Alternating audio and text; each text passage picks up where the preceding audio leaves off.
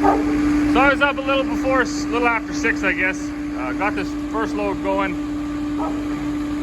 Where Mother was combining yesterday, up in the north end of this field over here, there's a big wet spot in that field, and that field was only about 60 acres this year. So a good percentage of that field had a big slough in it that I seeded right through. In there was a lot of weed seeds kind of deal and green oats. So it's taking a little bit longer to dry. But this is a system we have for now. It undeniably is small for our operation, but if you run it while you're combining to the best of your ability, you can. We find that by the end of harvest, we're getting near the end of drying too. So we try to run it in wet years. We run it 24/7 when the grain is really out of condition. This year, all of the wheat was come off under 16, and the oats are coming off around 15, 14. So it doesn't actually take much drying. For instance, this load took about an hour to dry and about 20 minutes to cool it down. I'm gonna switch here today and put it into a big bin, so we're gonna wanna make sure it's nice and cool. I think the book recommends within 10 degrees of the outside temperature. So if it gets up to 20 degrees today, we should wanna cool it around, well, at least under 30 for sure. But this stuff I dried down pretty good. I'm hoping it'll be around 12.8. And this is the way we set it up. So this tiny bin over here only holds about 1,500 bushels. I'm not exactly sure how many bushels of oats it would hold, but probably it'll hold, 3 of those international loads, which is effectively 3 dryer loads. We use that when we, just kind of as a surge bin, so we can always keep the dryer full no matter if there's trucks in the yard or not. And when we bring our semi in, we unload them through this red swing auger. These dryers, lots of them come with the self-loading feature, so there's an auger attached to this dryer. We just took that off. That was way too slow. So that's an 8-inch auger over there, that yellow one, to feed the dryer, and this is a 12-inch, this swing away. So we can fill the dryer pretty fast. Unloading it takes what it takes. I think one circulation in that dryer is about 20 minutes. And how that dryer works, it's coned at the bottom, and there's an auger that runs straight up. So the grain goes down around the outside, and on the inside of that, there's another set of screens. And there's a big fan that you can hear running, and that blows the heat into the middle, and then it comes out the walls and pushes the moisture of the grain out while the grain is circulating around. So up the middle, down around the outside. And when you swing that spout over so it's pointed towards that bin, the grain starts to circulate and stays in the dryer. When you swing that over, it shoots out into the grain truck. And I think one circulation on this dryer is about 15 to 20 minutes. That's also depending on how worn out your upright flighting is. So we did the flighting in this about 2 years ago. We have used it, last year we used it a lot. This year we're using it quite a bit too. In fact, everything except for the wheat that's on air has been dried. But the one thing I was thinking is while it's in circulation, like while it's drying, the grain actually doesn't have to move down around that fast. So if your flighting's worn out a little bit, that's probably better because the grain isn't making so many trips around, it's circulating a little slower. But I'm going to go move that truck. I see it's developing a hump. Continuous dryers are the new thing. Well, they're not new. They are what farmers are upgrading to, I guess, in that right. So lots of guys had these batch dryers. Continuous, they're quite a bit of money. First of all, you gotta find the dryer. Generally, you gotta set it up to natural gas. 3-phase power is a good idea because they got lots of electric motors. Neither of those two we have on this farm that can handle adequately a big dryer. Then you need a big bin to feed this continuous and a big bin for the continuous to dump into. So it is a bit of an expense, although after this year, I think it's something that I'm gonna price out through the winter because if you can get it continuous, you can save yourself a lot of manpower. So this is it's a good curse, but it's the curse of the small combines and big crops. So oats up in our area in a good year, you can get, you should easily be getting 100 to 150 bushel to the acre. Now in a bad year, yeah, you can be 50 to 90 or 50 to 70 or whatever, right? Just like any other crop. This year was a dry year, and we weren't sure how the oats were going to run. Now in this particular part of the field, in one of my earlier videos, I explained that this was my mess up, and I kind of realized it right away in the growing season. So over here is canola. This is one big half section, so this is a mile long. And from the south to here, I seeded canola, and I thought I was into, because we knew there was wild oats here, and I thought I was far enough into it, so I stopped seeding canola and I switched over and I seeded oats for the rest of it.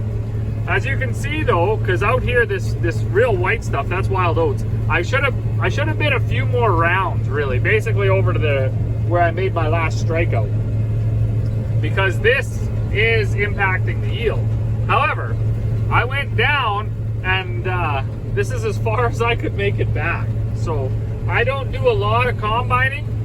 In fact, the only times I really get out on the combine is once everything's set up in the yard. So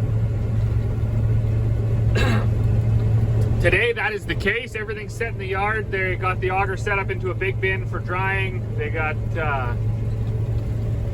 the dryer going. Everything's set up and running fairly well, so it's not too hectic in the yard. So when I made my first trip down here along the outside, I thought it would be really bad because of the wild oat pressure, and it was. However, when I turned around and come back, the alarm that said I was full went off right here. So, and you'll see when we just get up over this little ridge, there was quite a bit of the field left to do. Now, I was even looking because I wasn't sure, and I think these 9610s only have about a 240 bushel max capacity. And lots of guys are saying, it's closer to 200, 220. But if you can't make a round with a 30-foot header, and not just you can't make it, like I wasn't even close. Like that's where I ended. I had to go all the way up to the trees here. So this must be running over 100. I'm not too sure how much. And once you get out of the wild oats and you get over, basically to that, where the truck is parked, from there on is virtually no wild oats. So once you get over to there, then yeah, you can't, even starting from those granaries, I couldn't make it down and back. So could be a pretty good crop for sure. Definitely the oats look nice. So fingers, oh, there goes the horn again. Fingers crossed.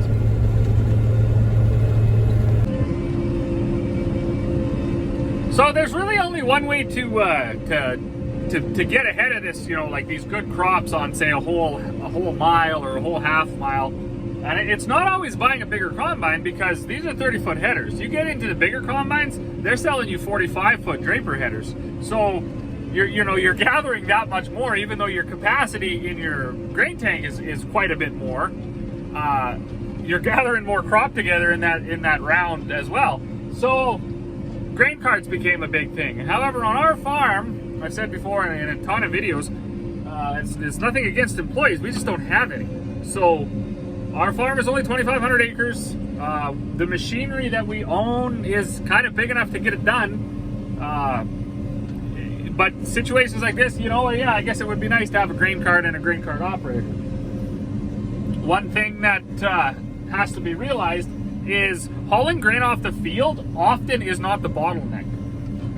If everything's running good and you can just put this dry grain right in the bin, you will not be bottlenecked by having even just one guy bringing the trucks to the field. The problem in our area is the grain drying capacity.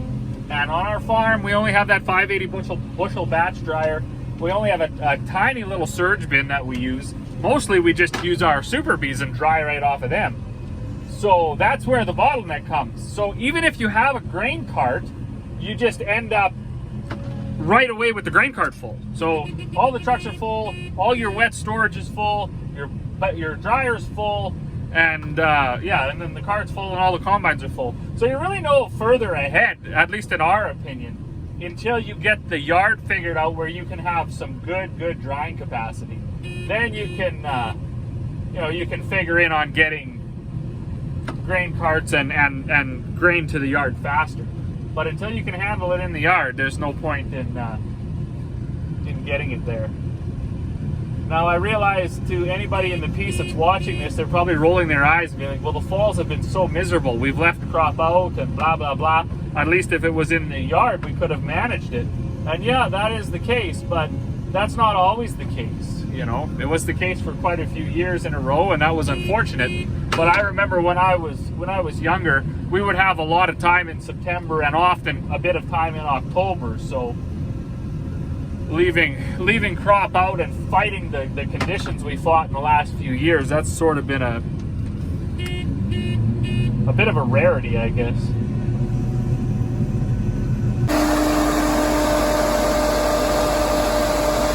So it's probably pretty loud, but this is how the dryer works.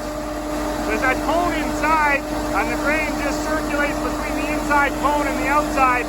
There's a big fan that blows fire in there, and then it comes out the side, all the moisture. Hey, good evening. So, crazy busy day yesterday, crazy busy day today. Mom is finishing up the oats. Hopefully she gets it. She got about 7 rounds left. Then we do have a couple acres around a dugout. That's a low spot that we seed. And then there's a couple acres here of land we actually just plowed up last year because it was so rough. And I shouldn't even say land, it's like 4 acres. But we plowed it up and seeded oats there too. So hopefully that'll be my seed. It is supposed to start raining tomorrow, but you know, roll the dice. That's all the weatherman does. So we don't know if it's going to rain or not. We would like to get the oats done and those barley swaths picked up before it rains. So our plan will be, it is only 9 o'clock, so Mom could finish the oats tonight, and she could actually finish all of it depending on how it goes.